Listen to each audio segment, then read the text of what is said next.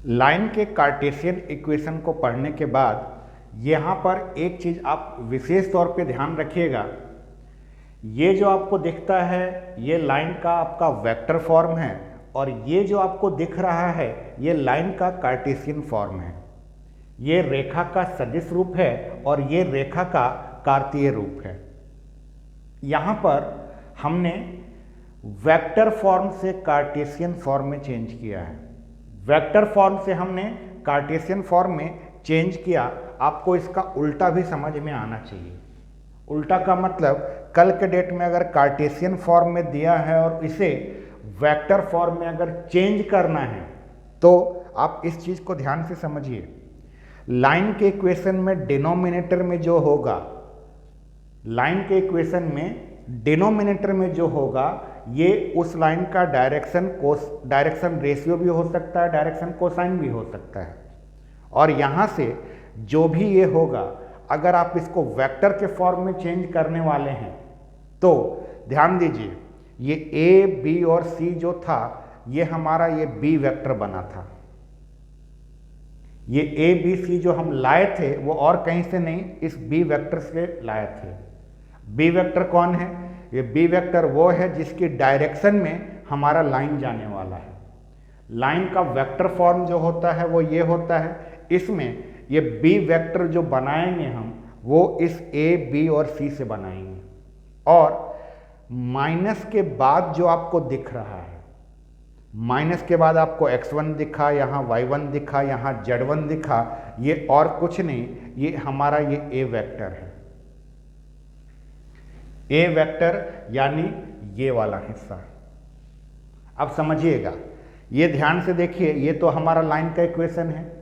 ये लाइन का कैसा इक्वेशन है? ये लाइन का कार्टेशियन फॉर्म है, रेखा का कार्तीय रूप है। अब अगर कोई आपसे कहे कि इसको वेक्टर फॉर्म में चेंज करिए तो लाइन का वेक्टर फॉर्म ये होता है। लाइन के वेक्टर फॉर्म में आर वेक्टर जो है वैसे का वैसे ही रहेगा, इसकी जगह पर हमें कुछ भी नहीं लिखना रहता, जो भी रहता है वो इसकी और इसकी जगह रहेगा।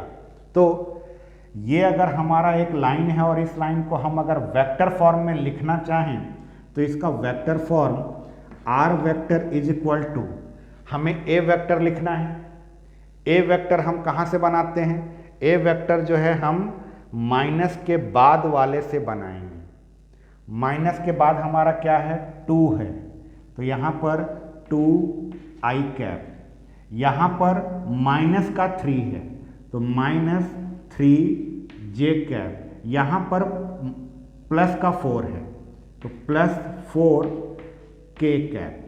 ये बन गया हमारा ये वेक्टर A। प्लस लेम्डा हमारा वैसे ही रहेगा। अब हमें बी वेक्टर बनाना है तो बी वेक्टर हमेशा डिनोमिनेटर वाले से बनेगा। तो डिनोमिनेटर में हमारे पास -1 है, 7 है, -2 है, तो यहाँ ब्रैकेट में -i cap plus 7j cap -2k cap होगा। ये बन गया हमारा लाइन का वेक्टर इक्वेशन। किससे? इस कार्टेशियन फॉर्म से। और एक छोटी सी चीज़ जो आपको हमेशा ध्यान रखनी है, अक्सर बहुत सारे स्टूडेंट्स इसमें गड़बड़ करते हैं। छोटी सी चीज़ ये, लाइन का जब भी आप कार्टेशियन फॉर्म लिखें तो लाइन के कार्टेशियन फॉर्म में x का कोफिशिएंट, y का कोफिशिएंट और z का कोफिशिएंट 1 होना चाहिए और वो भी प्लस में रहना चाहिए। क्या बोला मैंने? x, y और z का जो कोफिशिएंट है ये 1 होना चाहिए और वो भी प्लस का होना चाहिए। कहीं पर मान लीजिए कि अगर लिखा हो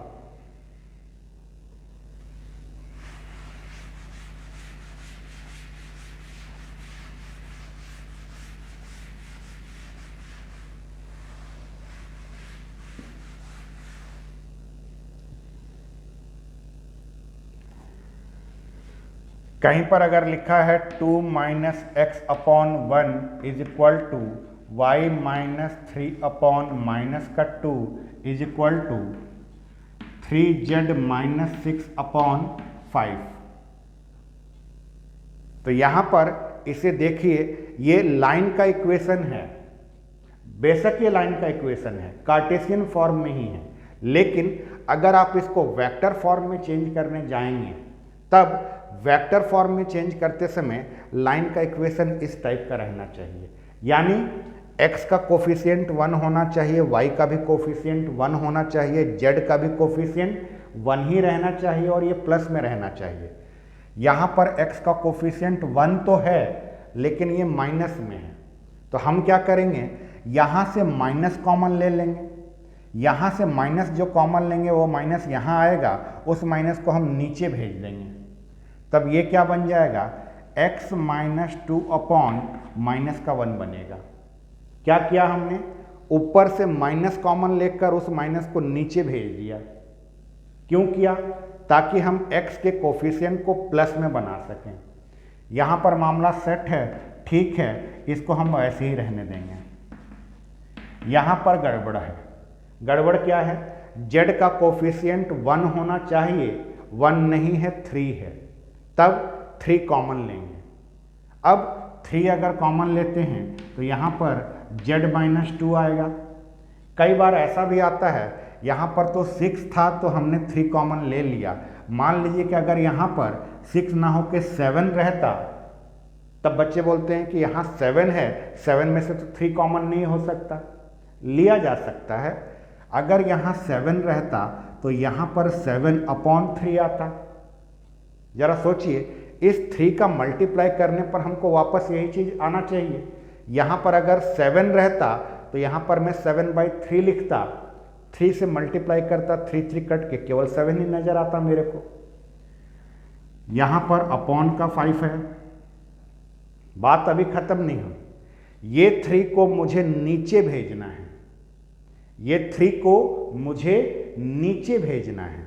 तब ये क्या बनता, x minus 2 upon minus 1 is equal to y minus 3 upon minus 2 is equal to z minus 2 upon 5 upon 3 आता। जरा सोच के देखिए।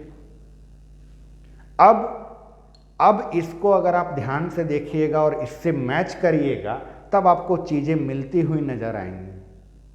अब देखिए, a की जगह पर मेरे पास -1 है, b की जगह पर -2 है, c की जगह पर मेरे पास 5/3 है, x1 की जगह पर 2 है, y1 की जगह पर 3 है और z1 की जगह पर 2 है।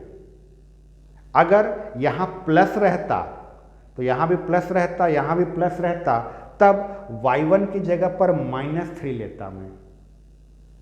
चीज़ें एकदम क्लियर रखिए, इस बात का ध्यान हमेशा रखिएगा। कार्टेशियन फॉर्म से वेक्टर फॉर्म में चेंज करते समय आप इन 2 चीज़ों का ध्यान रखेंगे। पहला चीज़, x, y और z का कोफिशिएंट गुणांक 1 होना चाहिए, और दूसरा चीज़ x, y, z अपने आप में प्लस में होना चाहिए। चलिए, ये तो बात हो गई थी हमारी फर्स्ट टाइप की। वेक्टर फॉर्म में हमने 2 चीज़ें डिस्कस की थी। वेक्टर फॉर्म में लाइन के हमने 2 इक्वेशन लिए थे। पहला टाइप तो ये था, दूसरे में क्या था, दूसरे में ये था एक ऐसे लाइन का इक्वेशन बनाना जो 2 पॉइंट से पास हो रहा हो।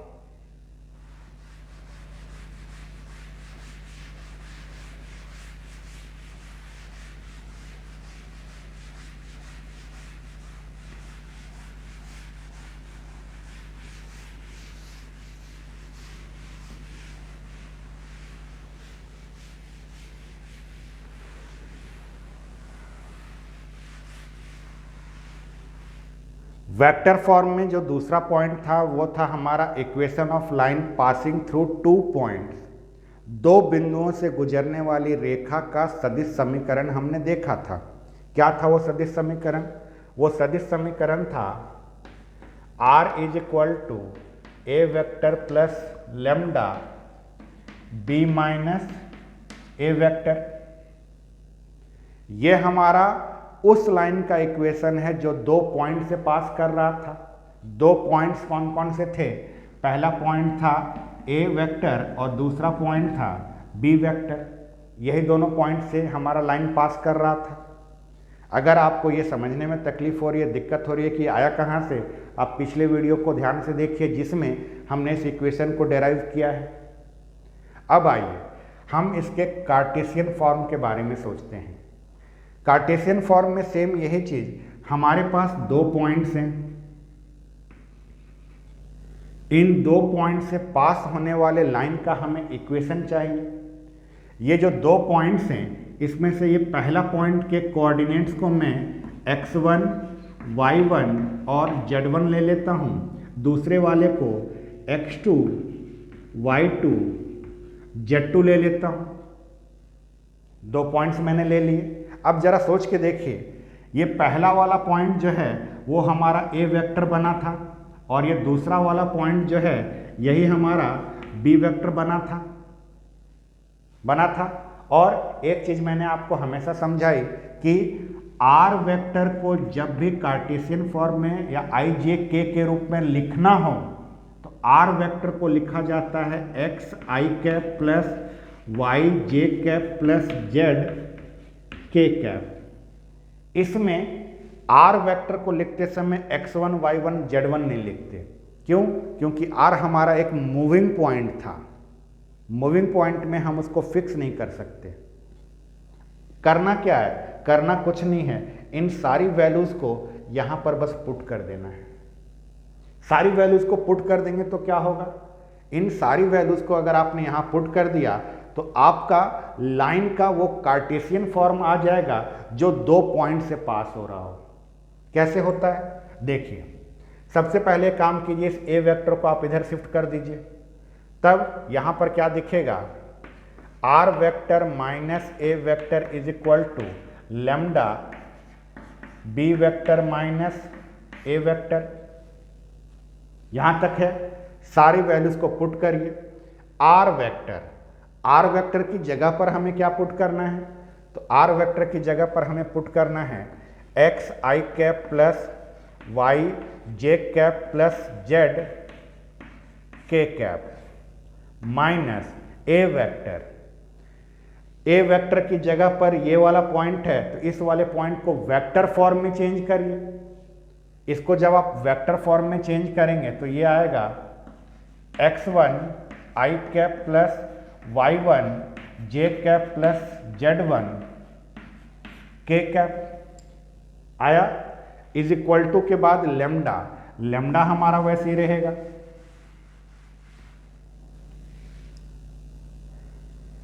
यहां पर इज इक्वल टू लेमडा हमारा वैसे ही बी वेक्टर, तो बी वेक्टर हमारा इससे बनेगा, तो ये बनेगा x2 i cap plus y2 j cap plus z2 k cap. Minus में ए वेक्टर है, ए वेक्टर तो हमारा ये था, यही माइनस में भी आएगा, माइनस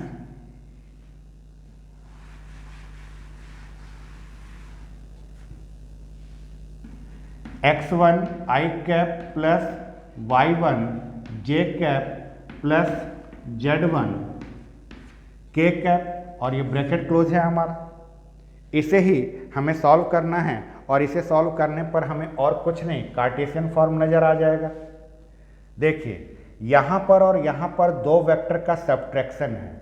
दो वेक्टर को सब्ट्रैक्ट करते समय i को i के साथ, j को j के साथ और k को k के साथ, तो अगली लाइन में मैं इसको लिख सकता हूं x minus x1 i cap plus y minus y1 j cap plus z minus z1 k cap. इस पूरे को सॉल्व करके हमने ये लिख दिया इज इक्वल टू के बाद lambda.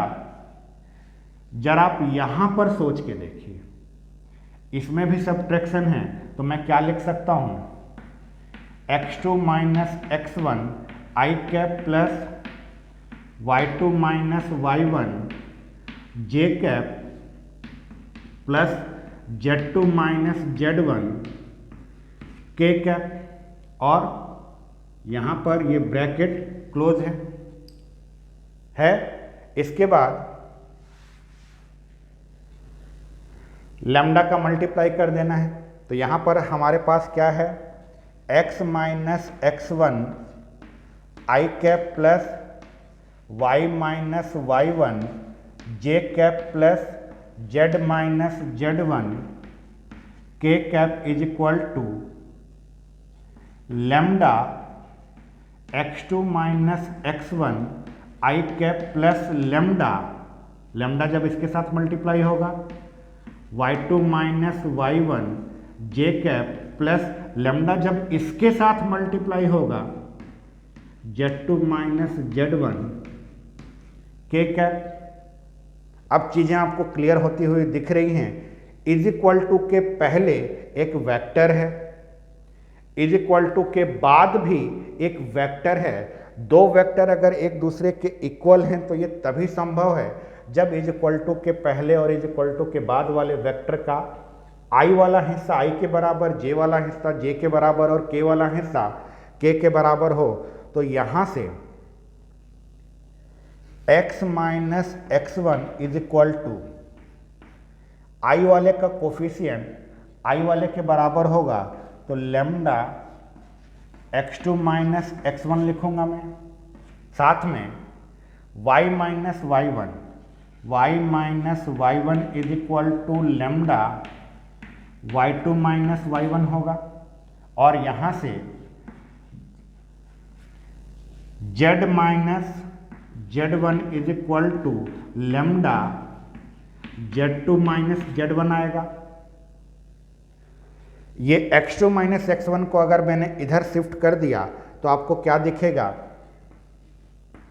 x minus x1 upon x2 minus x1 is equal to lambda, यहाँ से y minus y1 upon y2 minus y1 is equal to ये भी लेमडा, और यहाँ से z minus z1 upon z2 minus z1 is equal to lambda.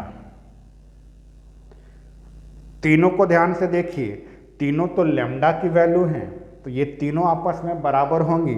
जब इन तीनों को आप एक साथ बराबर में लिखिएगा तब ये कुछ ऐसा नजर आएगा, x minus x1 upon x2 minus x1 is equal to y minus y1 upon y2 minus y1 is equal to z minus z1 upon z2 minus z1, और ये और कुछ नहीं, यही है हमारा वो लाइन का कार्टेशियन फॉर्म जो दो पॉइंट से पास हो रहा है। कौन से दो पॉइंट? पहला पॉइंट x1 y1 z1 और दूसरा पॉइंट x2 y2 z2। इन दो बिंदुओं से गुजरने वाली रेखा का ये कार्तीय रूप है। आप पिछली बार वाले से इसको मैच भी कर सकते हैं। पिछली बार में हमने क्या इक्वेशन लिखा था? पिछली बार में हमने जो इक्वेशन लिखा था